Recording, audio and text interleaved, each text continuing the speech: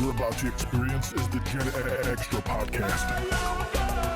With your host, Seamus McNasty and Uncle Bacon. Welcome, everyone, to the Gen Extra podcast. My name is Seamus McNasty. Bacon. Uncle Bacon. My children call him Uncle Bacon. It's a long story we don't have time for. Today, we're going to discuss Bill and Ted Face the Music. I liked it. That's all I really got to say about it. No, I'm kidding. It's going to be a really short podcast. It's a really short podcast.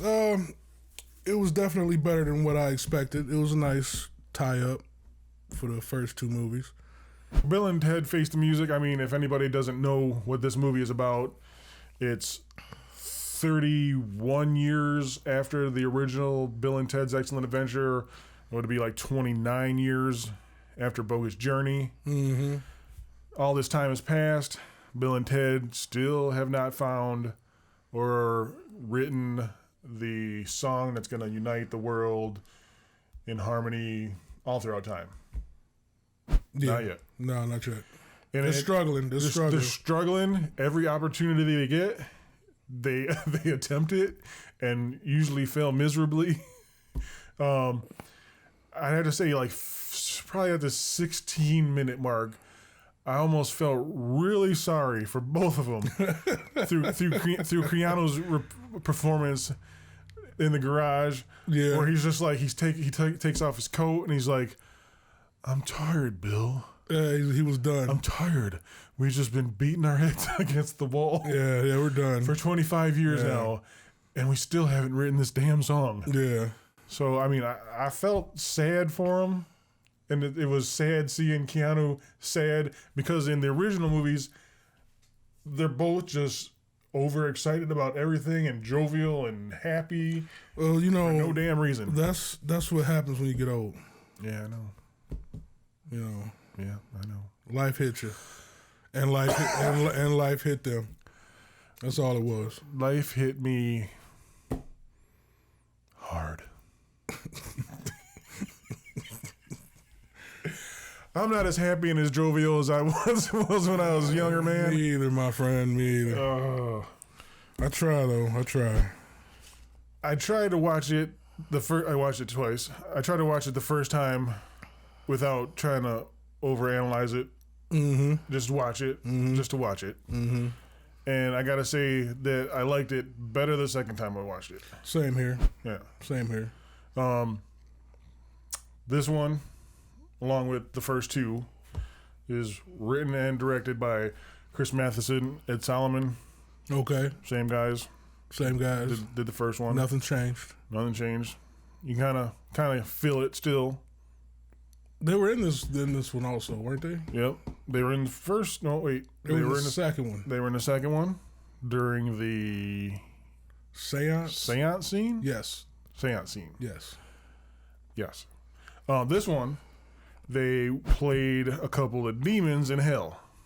I still missed that on my second viewing. I forgot to look for them. The demons in hell? Well, I forgot to look for them. No. I mean, it's like a 3 second scene. I wasn't paying attention. And this one was directed by Dean Parisot. Parisot? Parisot? I think it's so. He wrote... Oh, no, I don't think he wrote.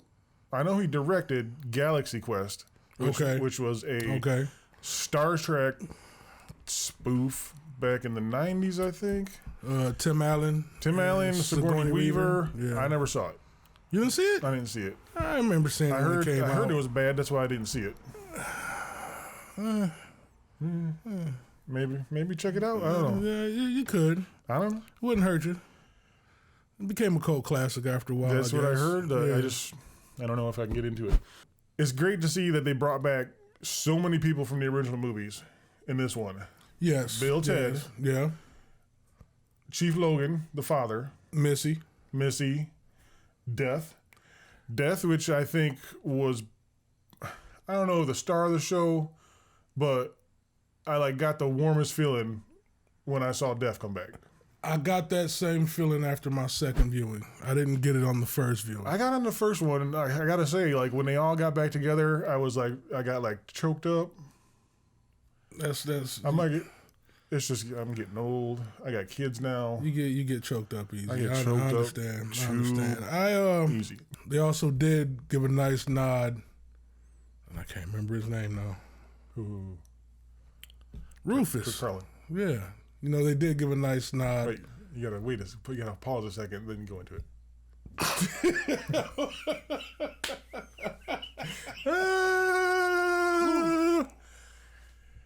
They did give a nice nod. You son of a bitch. You son of a bitch. You line stealing motherfucker. Go for it. Well, they did give a nice nod to George Carlin. Yeah, I did like that. I mean, it was like 20 seconds maybe of George Carlin, but it was still cool. It was actually a hologram of George Carlin. Somebody else did the voice for that hologram. For the whole thing? For the hologram that was there, yeah. I thought like the first part was Carlin. Sound like Carlin. Well, somebody did Carlin's voice. I think like when they were walking. IMDb it. I think when they were walking away and you could still hear him mumbling off in the background. I think that was the guy that did the voice. Okay, that's what you want to go with. All right. Well, all right. Well, they also gave a nod to Carlin. Kelly, his actual daughter name is Kelly. Yep. So they named her Kelly in the movie. And from what I found out, Kelly Carlin, his actual daughter, was in the movie. Oh, really? Yeah, she played the head technician. I don't know where she was in the movie or if she even used head technician. I think it's one of the people that was like in the future that was in that room with all the other people, so you can't really no idea who it is. Interesting. Yeah. Interesting. Yeah. Yep. What do you think about the new cast, the daughters? One played by Samara Weaving. Yep. Which was Hugo Weaving's niece. Yes. Yep. And the other is, I always get her name wrong, Brigette Lundy-Paine. Okay. She was in a Netflix show called Atypical. Didn't watch it.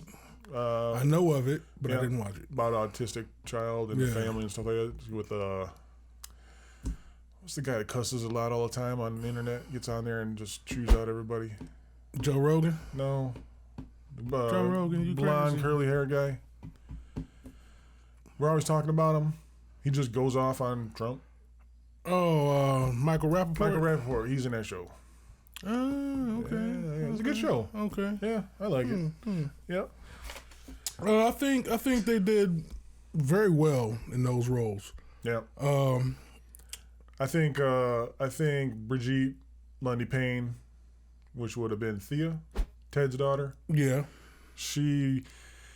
I think she captured like younger Bill a lot more.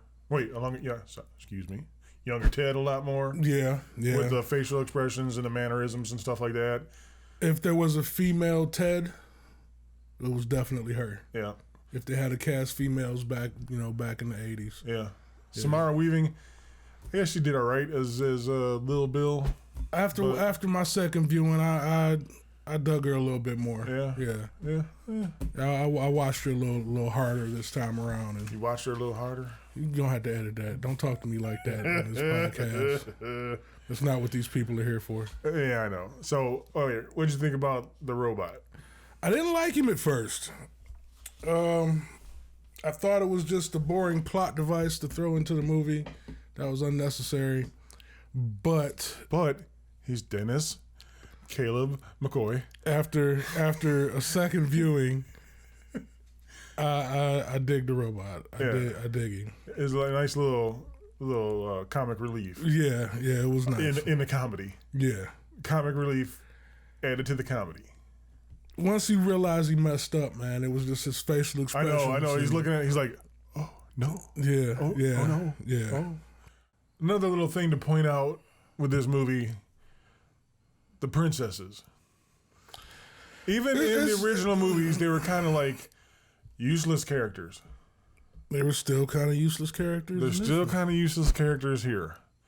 And once again, played by two different actresses. You know what? I don't mind that. It kind of gives. I hate that. It gives me a National Lampoon's Vacation type film. See, I hated that with too. them changing the kids I up hated every that too. time. I know Rusty couldn't be Anthony Michael Hall every time, but that was my favorite Rusty. I don't have a favorite. Well, actually, Anthony Michael Hall's my favorite Rusty. Yeah. Yeah. Yeah. But yeah, like I don't like when they change actors of characters in movies. You gotta let some stuff go, man. I know, but just be in the moment. See, there's underlying issues with that because the original princesses, I don't remember their names, but the brunette. We're not going there. We're not going there. I'm not going there with you. I'm going to go there. I'm not going to go just there with briefly. you. I'm going there. The original brunette princess, I can't remember. It was Elizabeth or Joanne. I can't remember. Curly-haired brunette girl. I know who you're talking about. She was in a movie called The Last American Virgin in like 1982, 83 maybe. And I have had a love-hate relationship with this movie for 30 years now. And my friend, I showed you this movie just recently. I don't want to talk about it. Can we talk about it just for a minute? Come on, man. I'm still not happy with the fact that you showed me this movie. If nobody's familiar with this movie, The Last American Virgin, it's even though we're here to talk about Bill and Ted. Okay, I won't go into The Last American Virgin, but it traumatized him at an early age. It did traumatize me. What it did. And I shouldn't have been watching this movie when I was, 7, 8 years old? When this movie come out? But I watched it. So what's that got to do with her being the princess? Why would you even want her back? She was in it. Why would you want her back? Because I like when they bring original actors back to play the characters that they But you don't even like her. I know. Well, I don't like her in that movie. I had a minor crush on her when I was little. I think that's why I want her back. I'm over it, bro. Okay, you're over it. I know. They switched out. They could have switched out Missy, and I would have been perfectly fine. They could have not with it. brought Missy back because they could have not brought kind of like another useless. They could have not brought Deacon back. Another useless character, I believe. That ain't the original Deacon. That's not the original Deacon. Yeah. So, I mean, you give it 2 thumbs up, 1 thumb up. Are we rating this by stars? Rating system. I didn't know I give it. Man, you ain't even in the shot anymore. You can't lean back. You can't lean back. Come back. Hold on. Come back to Jamaica, man. Hold on. Come to me. Come to the shot. There you go. See, there you are. Hi. Where are you going with the rating? Where are you going with the rating? I give this movie. Oh shit. 4 slices of bacon out of 5. Oh shit. What you think? I like it. You like it? I like it. Like bacon it? reference. Bacon reference. Well, see, I don't have anything to reference. What the hell goes with Seamus? Shamrocks. How many shamrock shakes? how many 4-leaf clovers? I give it 4. I give it 4 Lucky Charm. 4 Lucky Charm charms. 4 Lucky Charm charms. I give it 4 Lucky Charm 4-leaf clovers. Straight out the box. Straight out the box for Bill and Ted Face the Music. Out of how many? What was how many bacons you have? 4 strips of bacon out of 5. I do. You want to do 10? We'll go 10. Or is it 5? 5's good. 5. Yeah, because then we got way too much leverage either direction. So let's just stick with the 5. It's gonna be hard for something to hit 5 strips of bacon because ain't nothing perfect. Well, yeah, damn. You might want to reconsider your bacon allotment then. Maybe 3. No, man, because it was better than 3. What would you give 5 pieces of bacon? What movie would you give 5 pieces of bacon? Do you see why 5 slices back? 5 slices of bacon. When this thought came to my head, you Get see back why, in the shot, man. Come on. You see why I lean back? What movie would you give? So we have a frame of reference here. What movie would you give 5 slices of bacon? Wait, is it slices or pieces? Strips. Strips of bacon? I'm gonna switch it up. Okay. Slices, We're strips. going back and forth. The strips and stripes. Strips and stripes of bacon. I apologize right now, ladies and gentlemen. It's like 11 o'clock at night when we're filming this. Continue. Proceed. We might have to do this late night stuff more often. Well, I know. It just gets snap happy and stupid. Drink some wine and... We have some goblets sitting here. There's some wine in the fridge. Some goblets of wine. There's some wine in the fridge. Oh, I'm sorry. Back to the question at hand. That's hard, man, because there's a lot of good movies out there. Strips of bacon. What's your favorite movie? I got a lot of favorite movies. Okay, well, pick one of them, and that would be your 5 strips. Last Dragon. Last Dragon's 5 strips of bacon? I like it. I can go with it. I mean... That's cool. I love 80s movies. Endgame would be a 5 strip. Endgame would be a 5 strips. Try to do something more recent. Endgame was pretty damn recent. Yeah. Way more recent than The Last Dragon. Yeah. I'd have to say for me, probably the film Almost Famous.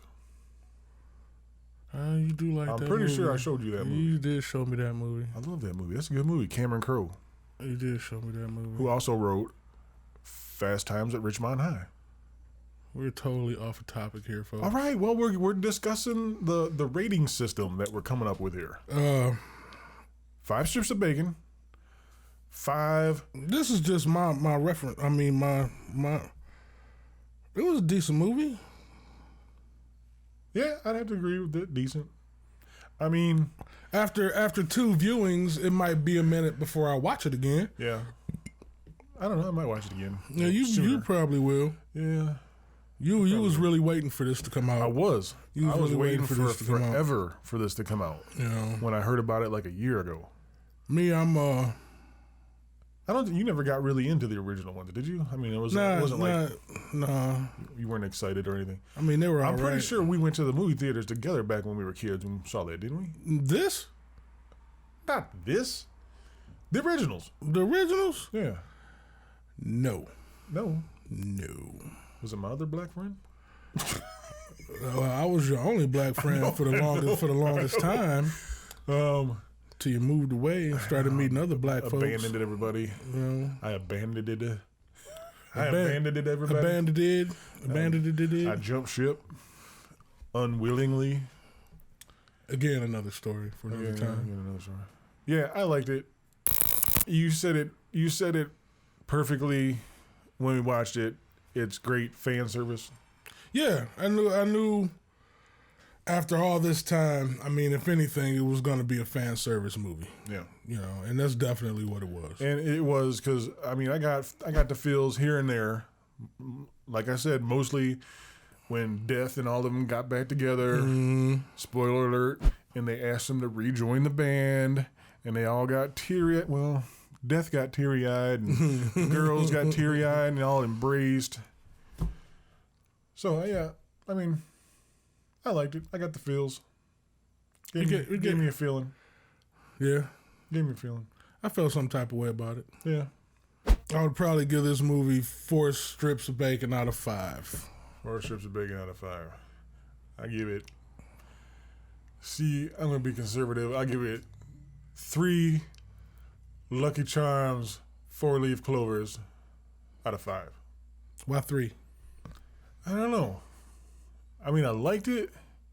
It was fan service. I didn't love it. It was fan service. It was fan service. But, I mean, there was like some unnecessary stuff. Just like the other 2 movies. Yeah, I know. I'm kind of upset how they ended it. It kind of just ended. They're like, the girls can do like a voiceover. So that's what happened, and that was it. Speaking of which... Folks, be sure to stay tuned after the credits. There's a little scene after the end credits. After the Bill and Ted credits, not after this bullshit podcast credits. True. This movie is 1 hour and 31 minutes long. Not too long. Worth watching. Check it out. Worth watching. Check it out. And if you like the Gen Extra podcast, please subscribe to our channel. We're on the Facebook. We're on the Twitter. Not on Instagram yet, but I'm working on it. And we're on YouTube. We're on YouTube. How do you think you're watching us? You're watching us on YouTube. There you go. There you go. Thanks for tuning in, everybody. And check out the Gen Extra podcast again.